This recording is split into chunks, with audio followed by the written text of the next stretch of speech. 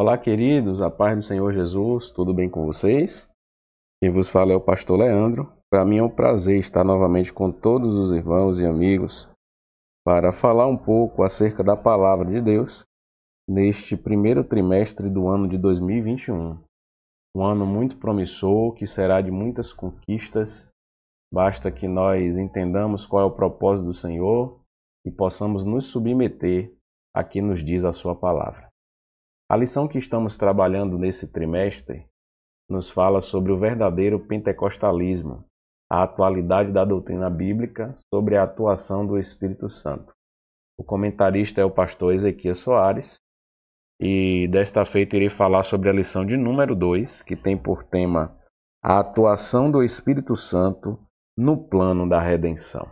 Eu quero convidar você a participar comigo desta aula, mas antes, você que não é inscrito, eu te peço que se inscreva no canal, ative o sininho das notificações para que você possa receber sinalização de todas as atualizações feitas no canal.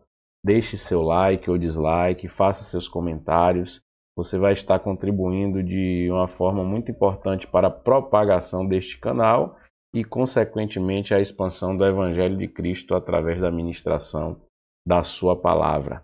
Eu convido você a estar conosco. Como de praxe, estarei projetando na tela a lição, para você que não tem lição possa acompanhar. E você que já tem, vá destacando, vá marcando. Esteja também com um exemplar bíblico em mãos, para que você possa estar atento às referências que serão trabalhadas. Sem dúvida alguma, será mais uma aula muito importante para agregar o nosso conhecimento a respeito da palavra de Deus. Vem comigo para mais uma aula. Você é meu convidado especial.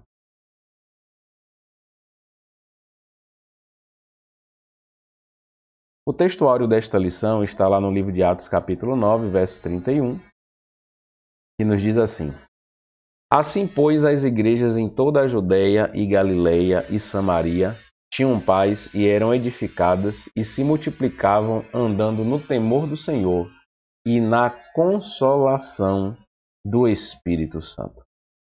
A verdade prática nos fala sobre a atuação do Espírito Santo é contínua e dinâmica na igreja, na vida dos crentes, e nos conduz desde a conversão até ao final da jornada cristã. Em relação à leitura diária, de segunda a sábado, eu sempre recomendo que você utilize como leitura devocional. Está lá descrito: na segunda-feira o Espírito Santo exerce também a função de juiz. Na terça, o Espírito Santo reprova a desobediência. Na quarta, o processo da salvação é realizado em nome de Jesus e pelo Espírito Santo. Na quinta, o penhor do Espírito é a garantia da nossa herança. Na sexta, a verdadeira adoração cristã é no Espírito Santo. E no sábado, fomos transformados pelo poder do Espírito de Deus. A leitura bíblica em classe está registrada no Evangelho segundo escreveu João, capítulo 16, versos 7 ao 13, que nos diz assim: Todavia, digo-vos a verdade, que vos convém que eu vá, porque se eu não for, o Consolador não virá a vós, mas se eu for, enviar-vos-ei. E quando ele vier, convencerá o mundo do pecado e da justiça e do juízo. Do pecado, porque não creem em mim. Da justiça, porque eu vou para meu Pai e não me vereis mais. E do juízo, porque já o príncipe deste mundo está julgado. Ainda tenho muito que vos dizer, mas vós não podeis suportar agora.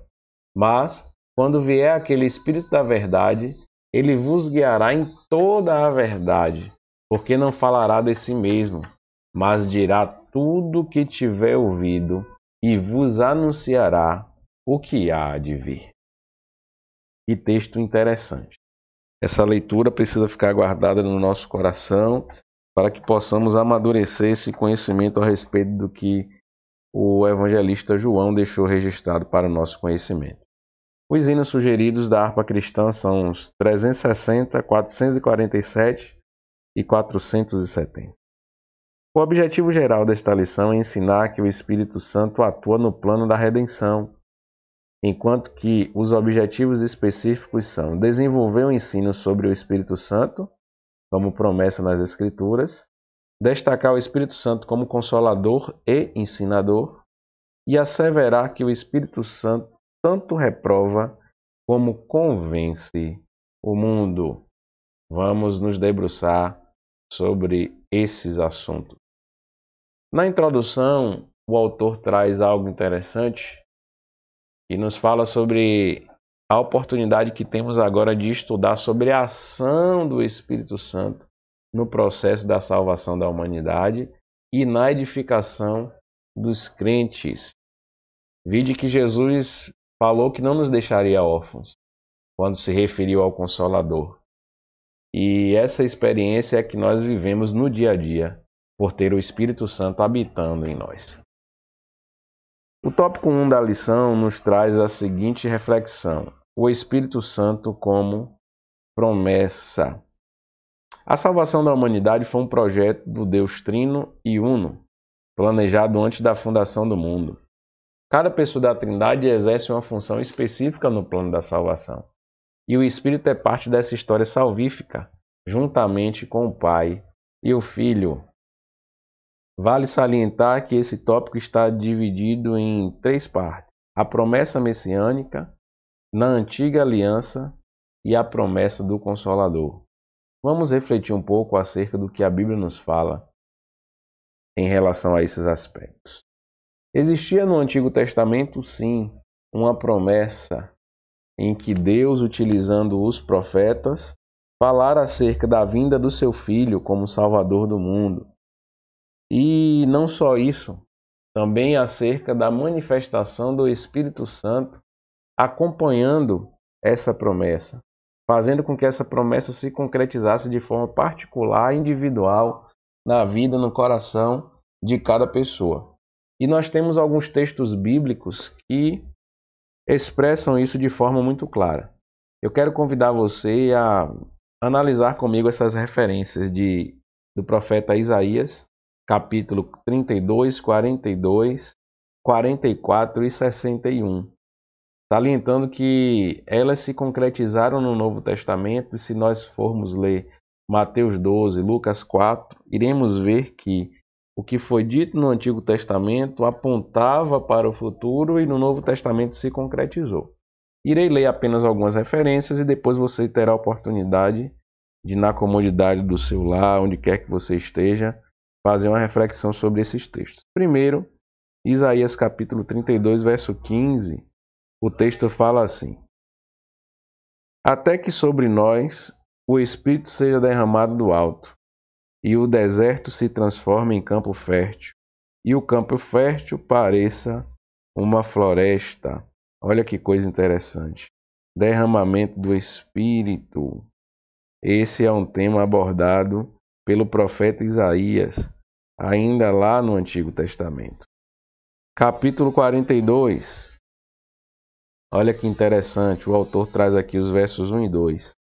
Eis o meu servo, a quem sustento, o meu escolhido em quem tenho prazer, porei nele o meu espírito, e ele trará justiça às nações. Não gritará, nem clamará, nem erguerá a voz nas ruas. Interessante, mais uma referência. Perceba que eu estou apenas citando a referência de alguns textos do livro do profeta Isaías. Então veja que interessante que a palavra traz para nós, para que possamos refletir. Capítulo 61, verso 1. Olha o que o profeta expressa: o Espírito do Soberano, o Senhor, está sobre mim, porque o Senhor ungiu-me para levar boas notícias aos pobres, enviou-me para cuidar dos que estão com o coração quebrantado, anunciar liberdade aos cativos e libertação das trevas aos prisioneiros. E ainda para concluir esse tópico, Isaías 44, verso 3, todas referências ao Espírito Santo. Pois derramarei água na terra sedenta e torrentes na terra seca. Derramarei meu espírito sobre sua prole e minha bênção sobre seus descendentes. Promessa de Deus registrada no Antigo Testamento e que se concretizou. Na antiga aliança, há uma diferença da atuação do Espírito Santo antes e depois do Pentecostes. Você lembra que Joel, no capítulo 2, profetizou: eis que nos últimos dias derramarei do meu Espírito sobre toda a carne, e essa promessa se concretizou no dia de Pentecostes, registrada em Atos capítulo 2. Mas o que eu quero salientar é que na antiga aliança, o Espírito Santo vinha sobre a vida das pessoas de uma forma peculiar para realizar atividades específicas. Era uma capacitação pontual, como profeta, líder, revelações, milagres, aptidões artísticas, habilidades de liderança política. Então você vai poder ver que na lição tem muitas referências a respeito disso, em Números 12, Juízes 6, 1 Samuel 16, Ezequiel 8, 1 Reis 18, Êxodo 31, Juízes 3, Zacarias 4. Então são manifestações pontuais do Espírito Santo para capacitar homens e mulheres de Deus para ofícios específicos. De forma mais clara, podemos ver que o Espírito Santo atuava de forma muito evidente na vida de reis, sacerdotes e profetas. Enquanto que no Novo Testamento nós podemos observar a amplitude dessa manifestação do Espírito Santo sobre toda a carne, como promessa do próprio Deus. O tópico de número 3 nos fala sobre a promessa do Consolador, que era uma vinda associada à própria volta de Jesus. Veja que Jesus diz: convém que eu vá, porque se eu não for, o Consolador não virá a vós. Então era uma promessa que estava vinculada à obra expiatória de Cristo no Calvário. Jesus, além disso, tinha muitas coisas a ensinar, mas o momento não era propício, porque sem a ação do Espírito, os discípulos não estariam preparados para ouvir tudo aquilo que Jesus tinha para dizer. Por isso foi necessário que Jesus fosse, para que o Consolador pudesse vir. Então veja como essa lição é interessante e nos traz um assunto muito importante acerca da pneumatologia, que é o estudo da manifestação do Espírito Santo em todo o panorama da Bíblia Sagrada. O tópico de número 2 nos fala sobre o Espírito Santo, que consola e ensina. Veja o Espírito Santo no aspecto de consolador. O termo grego que expressa isso é parakletos, que aparece em algumas referências do Novo Testamento. João 14, João 15, João 16, 1 João 2. Em 1 João 2, a palavra é usada como expressão para se referir a Jesus como advogado, ou seja, aquele que intercede por nós, aquele que auxilia, aquele que ajuda, aquele que é nosso defensor.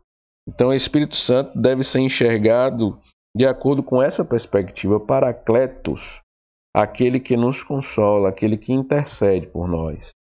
Um outro aspecto é do Espírito Santo como ensinador. E como ele é Deus e tem a mesma substância de Cristo, e os dois são um, e na Trindade os três também são um, ele possui as mesmas prerrogativas. Então veja, Jesus disse que o Pai ensina, e o ensino era parte do ministério de Jesus, e essa tarefa também é parte da atuação do Espírito Santo. Veja o que diz lá João 14, 26. Mas aquele Consolador, o Espírito Santo, que o Pai enviará em meu nome, vos ensinará todas as coisas e vos fará lembrar de tudo quanto vos tenho dito. O Espírito Santo como aquele que ensina palavras do próprio Jesus. Ele nos ensina a compreender as Escrituras para a evangelização, conforme Paulo diz em 1 Coríntios 2,13. Então o Espírito Santo tem essa natureza. Um outro aspecto do Espírito Santo é que ele é ajudador. Então veja que coisa interessante. Ele nos ajuda na vida diária. Vemos algumas referências em Romanos 8, 26, por exemplo. Ele nos ajuda na nossa fraqueza. Em João 14, 26b, Ele nos fará lembrar, ou vos fará lembrar de tudo quanto vos tenho dito. Então, perceba que o Espírito Santo é aquele que nos ajuda, não só na nossa memória, mas é aquele que está chamando a nossa atenção para que possamos viver de acordo com aquilo que está estabelecido na palavra de Deus, que é uma palavra viva, que é uma palavra eficaz, que é uma palavra mais penetrante do que a espada de dois gumes, que faz divisão entre alma e espírito, juntas e medulas, e é apta para discernir pensamentos e intenções do coração. E como que a palavra promove tudo isso dentro de nós? Através da atuação do Espírito Santo que habita em nós.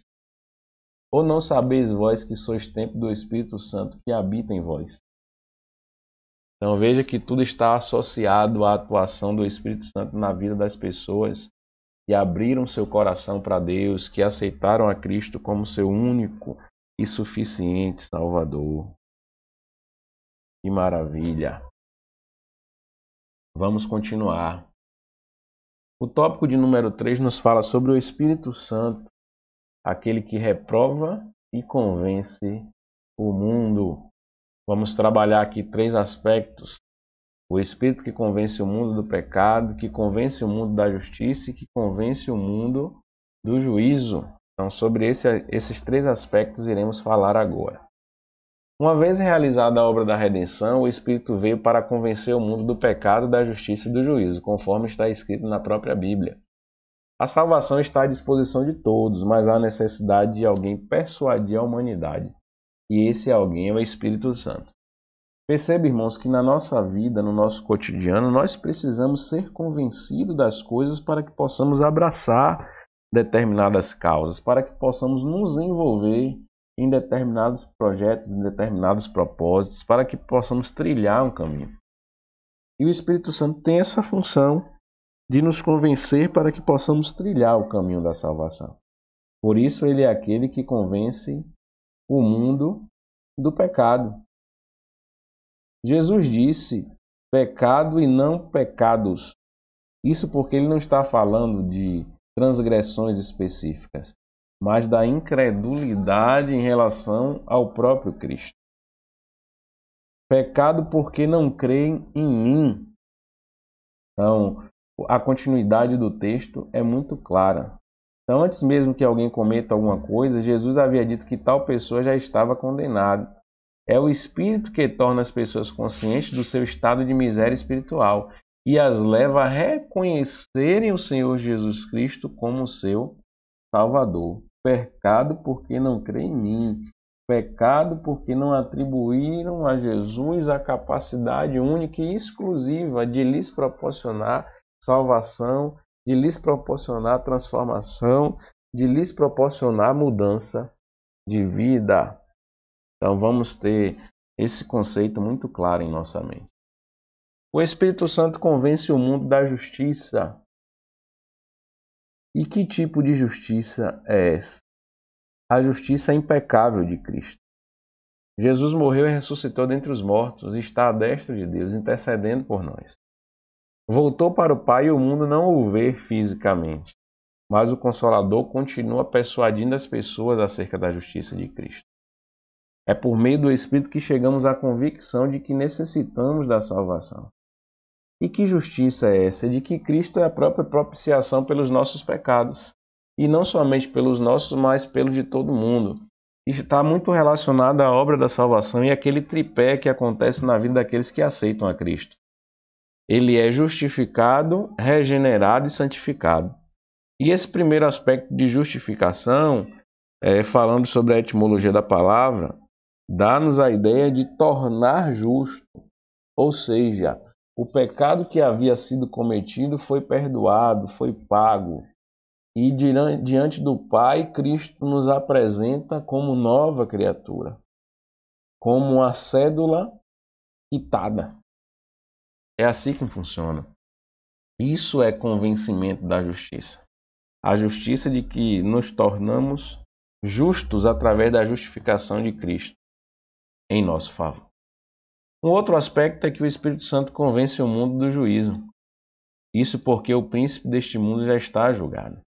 Essa é uma referência a Satanás, o diabo, nosso adversário, que foi derrotado por Cristo no sacrifício na cruz do Calvário. O Espírito Santo convence o mundo do juízo, pois trata-se de um julgamento. E que tipo de julgamento é esse? Nossos pecados foram julgados em Cristo na cruz e Satanás perdeu a autonomia que ele tinha por conta dos pecados que os homens haviam cometido. Esse julgamento se refere ao mesmo tempo ao julgamento de Satanás também, que já começou e será concluído na consumação dos séculos.